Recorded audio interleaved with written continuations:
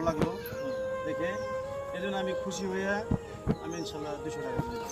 মাশাআল্লাহ মাশাআল্লাহ। কুল্লু নাফসি যায়কাতুল মউত, মৃত্যুর স্বাদ এই পৃথিবীতে সবাইকে একদিন গ্রহণ করতে হবে। তাই এই পৃথিবীতে যতদিন বাঁচবো হালাল পথে উপার্জন করে সেই টাকা নিজে খাবো এবং কিছু টাকা এই আমাদের সমাজের যে মসজিদ রয়েছে, মাদ্রাসা রয়েছে, ইতিমখানা রয়েছে, এদের এখানে কিছু টাকা দান করব। এটাই হচ্ছে আমাদের মূলত আজকে এই চলার পথের প্রথম অঙ্গীকার। আজকে আমি এসেছি বাংলা বাজার জামি মসজিদ। এখানে এই মসজিদটি অনেক দিন যাবৎ তৈরি করার জন্য তারা অধীর চেষ্টা করছে, কিন্তু এই পর্যন্ত কাজ করে আসলে মূলত স্থগির হয়ে পড়ে রয়েছে। এই মসজিদটি ছাদ করার জন্য মোটামুটি অনেক টাকা লাগে। এই টাকা সংগ্রহ করতে আমাদের গ্রামের মধ্যে যে গ্রামীণ পরিবেশে মানুষের চলাচলের যে বর্তমানে নামাজ পড়ার যে খুবই কষ্ট হচ্ছে, যার কারণে আজকের এই ভিডিও করা। আমি যদিও একজন গার্মেন্টস কর্মী, গার্মেন্টসে চাকরি করি, তবুও খুশি হয়ে আজকে এই মসজিদের জন্য কিছু টাকা দান করেছি। আসলে এটি দানের কথা বলাটা ঠিক নয়, তবুও আজকে এই মসজিদটি যে অবকাঠামো রয়েছে এখানে নির্মাণ করার জন্য মূলত যে টাকা প্রয়োজন, এই টাকা আসলে আমাদের পক্ষে সংগ্রহ করা খুবই কষ্টকর হচ্ছে।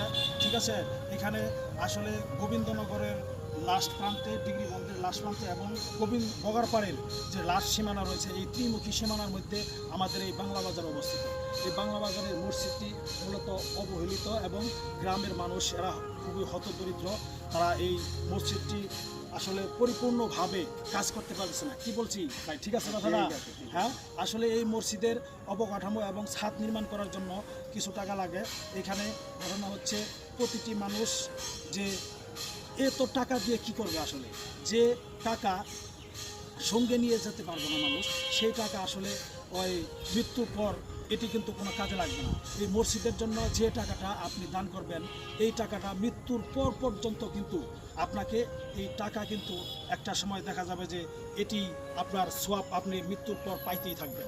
সুতরাং এখানে মসজিদের জন্য যে দান করবেন এটি আপনার সবসময় থাকবে কি অক্ষত হয়ে। কি ভাই, ঠিক বললাম?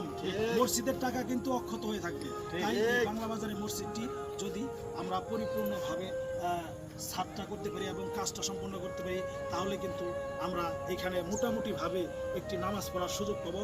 পাশাপাশি এখানে অনেক মানুষের উপকার হবে।